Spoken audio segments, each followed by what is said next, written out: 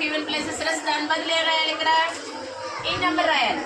Some of odd places ఏమున్నాయి? 1 + 3 = ఎంత? 4. మళ్ళీ నెక్స్ట్ ఆడ్ ఈవెన్ ప్లేసెస్ ఏంటి? 3 + 1. ఇప్పుడు ఏమొస్తుంది? 4.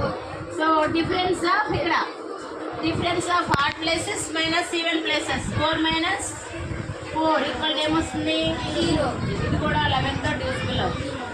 0గా వస్తే డిఫరెన్సెస్ 0 వచ్చినా 11తో డివిజిబుల్ అవుతుంది. దాని నెంబర్ 11 వచ్చినా 0తో అది 11తో డివిజిబుల్ అవుతుంది. సో ఇది ప్రాసెస్.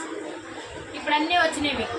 2తో 0తో 0, 2, 4, 6, 8, 3 అండ్ ఇంకోటి 9 ఉంది ఒకటి డివిజిబుల్